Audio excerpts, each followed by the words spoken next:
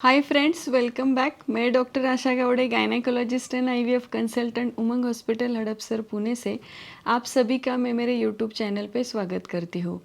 Basically मेरे जो running pregnant friends हैं जिनका डिलीवरी होने वाला है, उनके लिए मैं बहुत ही खास वीडियो लेके आई हूँ कि व्हाट इज़ म्यूकोनियम स्टेन लाइकर, या फिर बच्चे ने पेट में पॉटी करना मतलब क्या है और वो बेबी के लिए इतना खतरनाक क्यों माना जाता है। आपने आपके फ्रेंड से या रिलेटिव से, या फिर आप सेकेंड टाइम प्रेग्नेंट हो और फर्स्ट प्रेगनेंसी में आपने एक्सपीरियंस किया होगा या आपने सुना होगा कि बच्चे ने पेट में पॉटी किया और डॉक्टर ने तुरंत सिजेरियन करा, या फिर आपने ऐसा भी सुना होगा कि बच्चे ने पॉटी पास किया, बच्चे का डिलीवरी तो हो गया नॉर्मली लेकिन बच्चा नहीं बचा। तो ये म्यूकोनियम स्टेन लाइकर या म्यूकोनियम एस्पिरेशन सिंड्रोम या बच्चे ने पेट में पॉटी पास करना इतना खतरनाक क्यों माना जाता है, तो ये आज के वीडियो में हम लोग डिस्कस करने वाले हैं।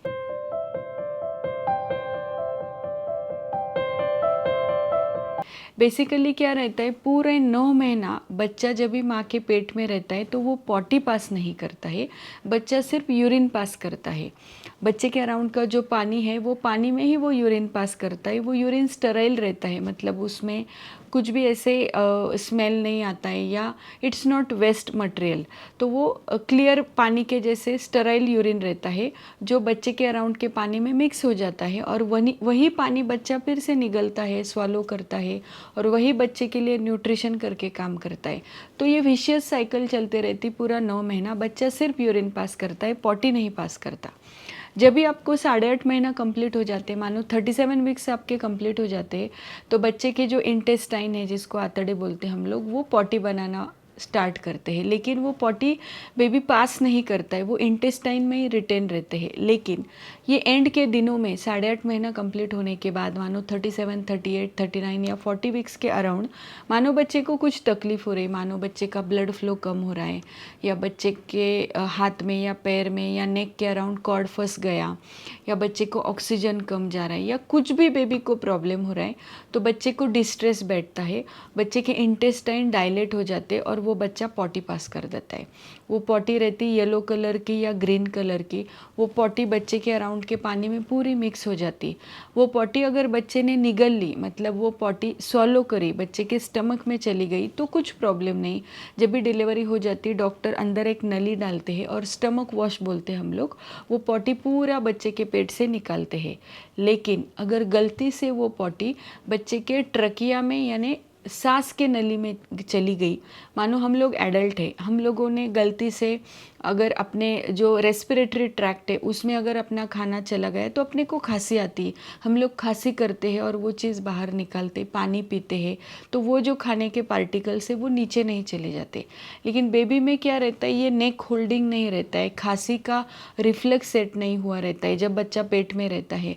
तो वो जो स्टिकी स्टिकी पॉटी है, वो बच्चे के गलती से बच्चे का जो रेस्पिरेटरी ट्रैक्ट है, मानो ट्रकिया है या लंग्स है या लंग्स के अल्वियोलाई, जिसको फेफड़े बोलते हैं हम लोग, उसमें अगर वो पॉटी चली गई, तो वो अल्वियोलाई जो है वो ऐसे जाली के जैसे रहते हैं, और उसमें वो स्टिकी स्टिकी पॉटी अगर चली गई तो वो चिपक जाती है, और इतनी बैडली चिपक जाती कि उसको निकालना बहुत ज़्यादा मुश्किल रहता है।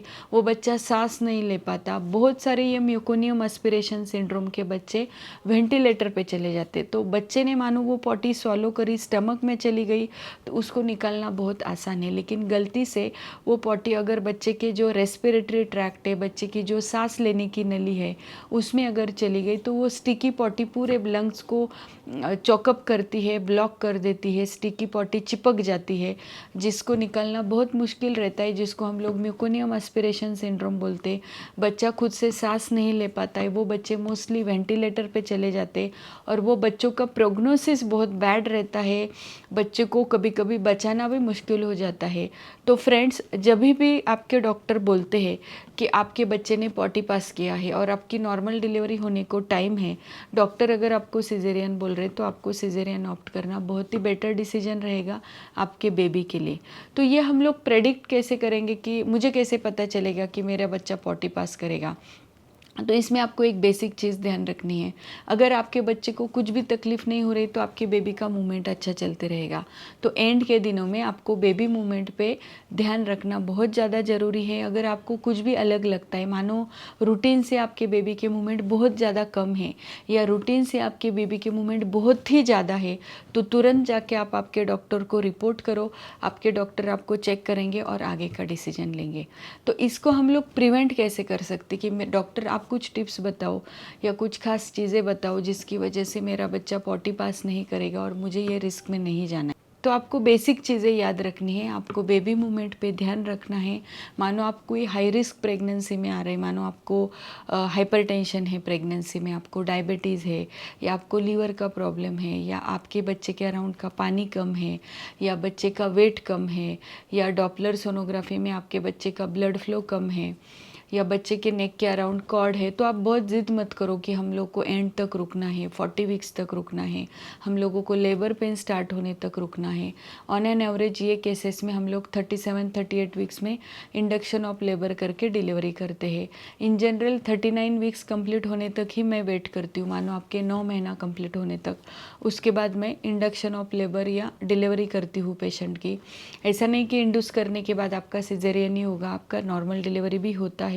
लेकिन ये म्यूकोनियम एस्पिरेशन के रिस्क अगर आपको अवॉइड करने हैं और अगर आप कोई हाई रिस्क प्रेगनेंसी में आते हो तो आप 38 वीक्स होने के बाद खुद का इंडक्शन प्लान करो और आपकी डिलीवरी करके ले लो।